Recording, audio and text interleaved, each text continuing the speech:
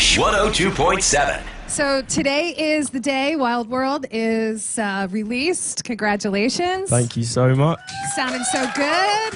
How big, this is a big day, you know, of all the time that you put making this new album. Does it feel like you're birthing a baby? A little bit, but I think it's slightly less painful. I've got no personal experience of that process, but I imagine it's a little bit more painful than this. But yeah, we're just so excited to have the album out. It's been like a labour of love for 3 years, you know, and we've been working on it in any little minute of free time that we've had, and yeah, I guess that's what happened. I went so fast. Doesn't feel like it's been 3 years. Yeah, I since guess. Pompeii. Yeah, You know? well, I think Pompeii lasted a while. It did. So It did, but it's good. which was crazy. But I think, you know, it took 3 years. You know, it's almost 3 years to the week when Bad Blood came out in the US. But I think we just feel really lucky that the success that album had sort of allowed us the time to take our time with this record. You know, because we only really stopped touring in December of last year. So it's Is that a blessing and a curse that, you know, Pompeii was around for so long and the album did so well and the song? I don't think we'd ever see it as a curse. You know, Never. It allowed us. It's allowed us to travel around the world and go to places we never imagined we'd go and do these insane, crazy, awesome things. And yeah, we're so grateful that it exists. And you know, it's a song that, you know, I wrote in my bedroom on my laptop, and you know, we made together with just our friends. You know, in a tiny little room in South London. So it's crazy that the places that it's taken us, and we're really like humbled by it, I think. Well, we were just talking about the album cover backstage. I wish we had a picture of it here, but you guys have seen it, Wild World, in the two guys sitting out on the edge of a building, and it looks like New York City. It is New York City, yeah. I thought so. Yes. So it's amazing to be here. I mean, anyway, just to be in New York is crazy for us, but to be here. Oh, yeah. Thanks. Oh, yeah, here we go. Now, this isn't you guys, though, is it? Like, who are those guys? No, it's not us. See that? It's crazy. You guys would never... Well, it looks like you did climb a building and fall or something. I mean... I can now. I'm half bionic, so... Kyle, you got to tell everybody how that happened. Yeah, what did happen? Yeah, Kyle, what happened? Come on. That's the stink guy right there. I'm sorry. It's like, This really? guy. You had to call me Because out? everyone was thinking it. They're like, I wonder what happened. We were at a festival before we came here, and had an arm wrestle with a good friend of mine who Cheated, basically. cheated. She decided to use two hands and then just hang off my arm off the table, and yeah, she's part of our management team. And yeah, it kind of went pop. It's cool because now you're half a robot. So. But now I'm half robot. I'm basically going to slowly build myself back up in metal, and then I'm going to go back and fight her. It's all part of the training. So mad at me right now. I know. Sorry, It's brother. like, really? I'm good.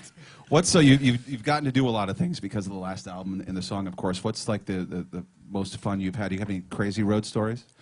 I think all of the favourite things we've been able to do often are kind of outside of music, and it's really geeky. But like, you know, we got to visit NASA a few times and go on some private tours. What, NASA? Yeah, went to Wow. Houston and Cape Canaveral. They really liked your album. Yeah, I know.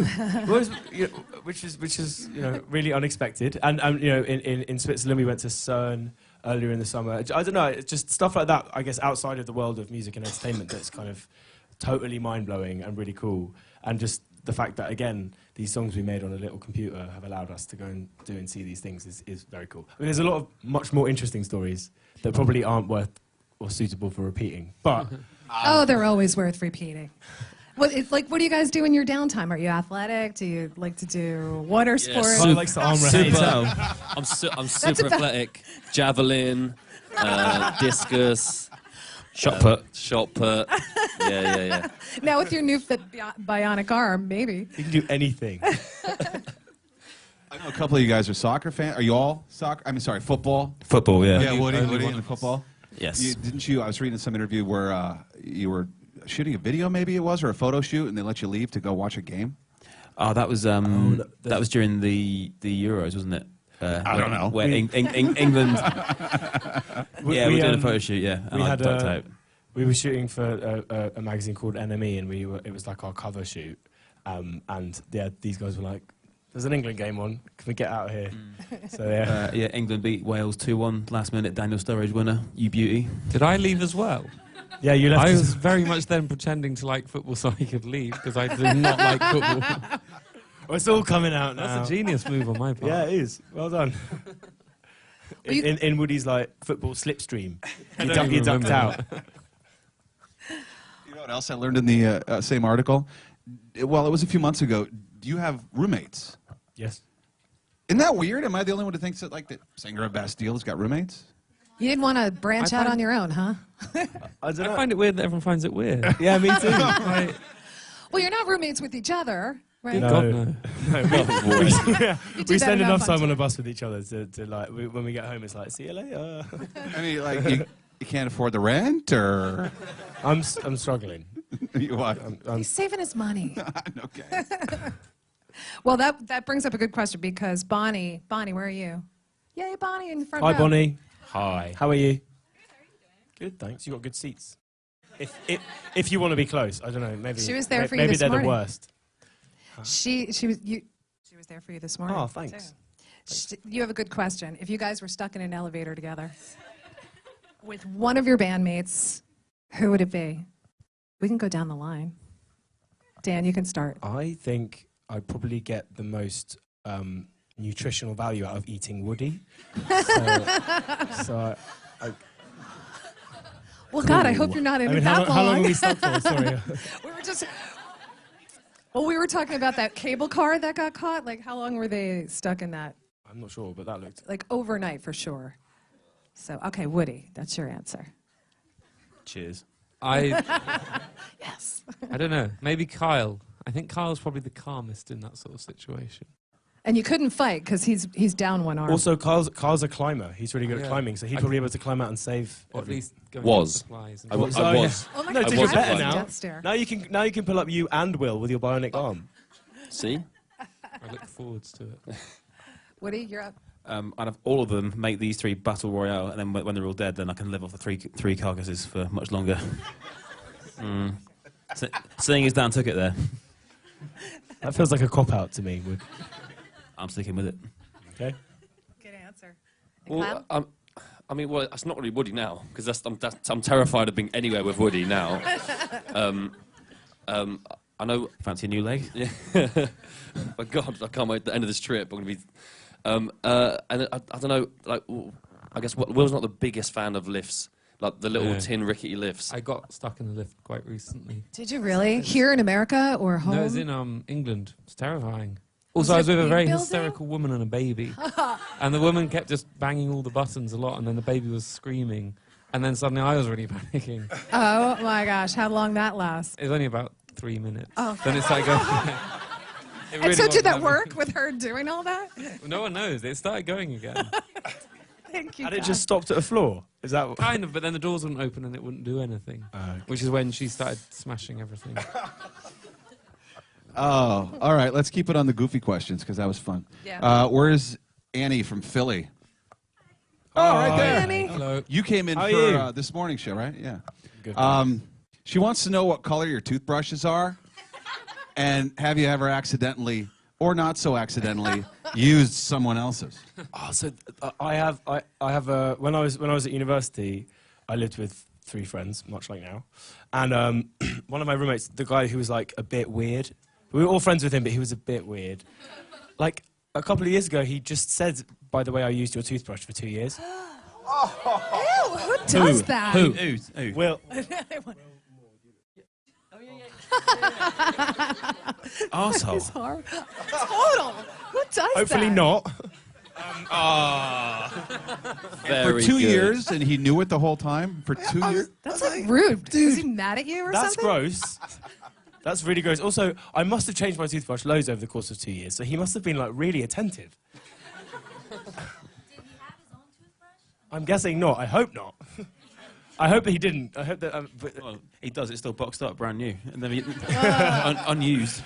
Suffice to say, I bought him one straight away. As soon as he told me that, I was like, please not again.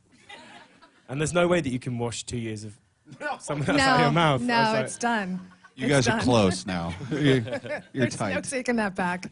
Yeah, it was quite That weird. is But the rotten. colour, back to the question. I don't know what colour my toothbrush is. What's yours? Well, mine's blue, and then it wasn't because I have a blue one and my girlfriend has a pink one because of sexism. And then then she went on holiday with her friend, and suddenly there was only a pink one left. So I was like, "You took my toothbrush?" And she's like, "Oh no, mine's a blue one." And it turned out we'd been using just one toothbrush between us. But it's slightly less disgusting okay if it's with your her. girlfriend. Yeah. But yeah, I think that's fine. I'm just really confused. How do you live with someone and not once manage to like brush your teeth at the same time ever? because I don't often. We had a small bathroom. And, Oh, what, so you it's- just wait it's for a the other private person to event. finish? A toothbrush isn't a communal event, Kyle. Only weirdos like you hang out in the living room brushing your teeth. Yeah, but that's lonely in the bathroom. Yeah, but it's at times to contemplate and philosophize. Yeah, all Are right. you not philosophizing when you're brushing? No, I'm thinking Oh, about how okay. clean my teeth are going to be. Can't wait for that moment. Mine's green. As far as I know, unshared. Just for solo use basically, only. Woody's football team is green, so everything he owns is green. That's right. That's all they're good for. Mine's white, but I don't know. That's just there's no reason for that. It's just It's what you electric. grabbed. It's electric though. I'm not a scrimp when it comes to tooth I'm the same, mate, health. yeah. You know. Gotta buff it up, mate. Yeah, mate. What would you guys define? Should we go around everyone in the room? And then That could take a while. we can all share our toothbrush. Sorry, I interrupted We you. shared toothpaste today, but not the toothbrush, right? This is from Martin, Springfield, New Jersey. There's Martin. Hello. Hello. How you doing? Yeah, fine, thanks. Martin wants to know what was the defining point in your career? Wow. I don't know. When did you know you were famous? We Or don't when really... did you realize this feel- is going to work? I think there was it was quite a while ago, but we when we started out, we used to we did everything ourselves. Like we'd make our videos and our logos, and we made all our music, obviously. And we used to drive ourselves around, like touring, and it we were always really lucky in the UK, obviously where we started, putting in the graft and starting in tiny venues. But we always had a fan base, and people was kind of drawn to our music. But it took like, I guess, the music industry and the media quite a long time to sort of really like acknowledge that we existed. But we were lucky enough to have fans the whole time. And then we played a festival called Reading Festival, which is like a really big deal for us in the UK.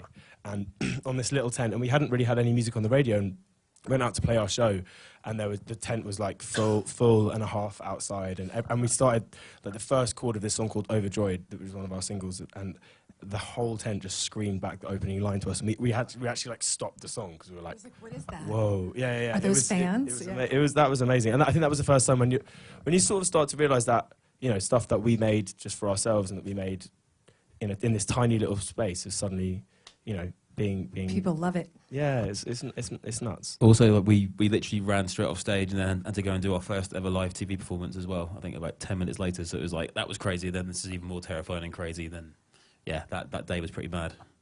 Yeah, but I think in the US, I remember coming over here and being in LA, and I think we had a day off, so we hired a car and went for a bit of a drive.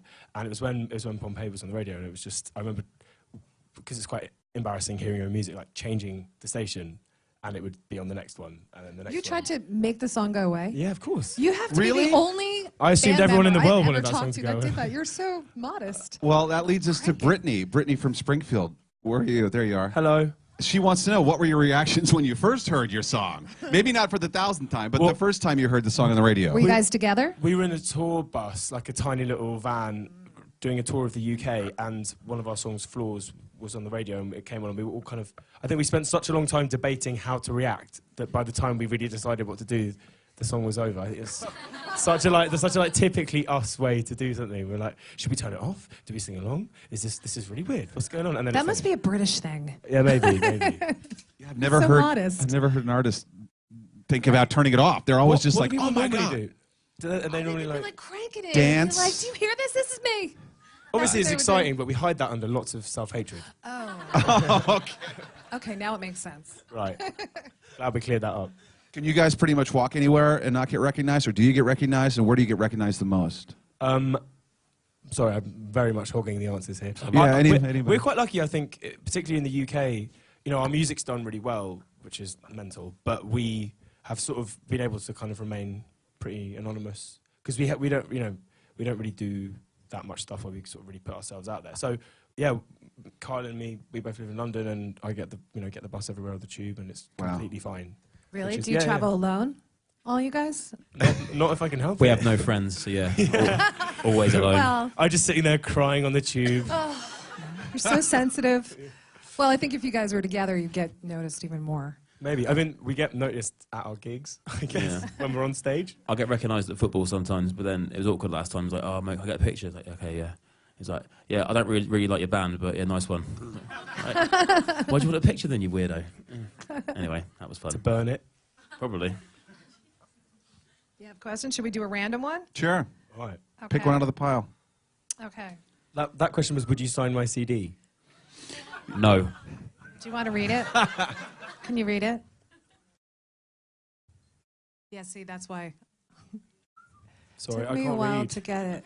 This is the part of my life where I admit that I can't Wholly read. illiterate. Oh, what's your greatest experience with fans? From Jonathan Sosa. I know a good one. Where...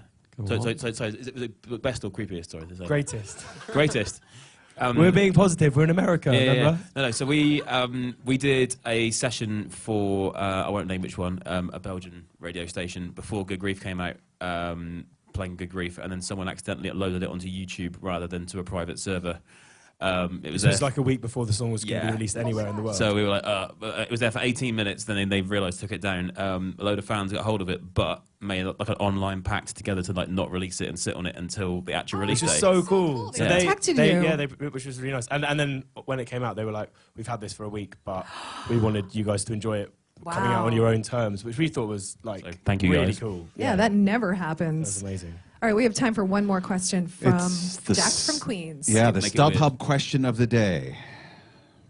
As a fan, what was your most memorable concert and where was it? Oh, good question. So many to Probably- choose from. For me, it was Queens of the Stone Age in Bristol, just because it's like a really small venue called the Academy, and they had every strobe light in England in that one room. I walked in, it's like the end of the world, basically, but it was really cool, and I felt a bit sick, but in a good way. That's awesome.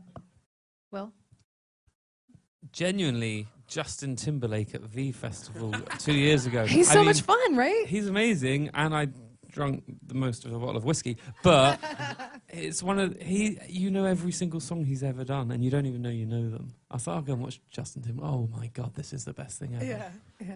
Did you know all the NSYNC songs too? Yeah. Yeah. He knew all the moves. It was a side of Will I've never seen before. I love that guy. Kyle? Mine was it was like an old school garage, not like a garage like over here in America. It's more kind of like old UK garage stuff, grime music that was in Hammersmith Palais, back in Hammersmith in London. It's closed down now for sort of stabby sort of related violence, and so it's closed down. But it was really good and Banter, right? yeah, it's just a little bit of fun. I went there and saw like DJ Luck and MC Neat, who are again all this like old music that I grew up with, and that was fun. But no more. But it's coming back. That scene is coming back, so you should all It's in look the it UK, up. it's It's very massive. interesting. I really struggle. I remember seeing like Damian Marley in Brixton, and that was incredible.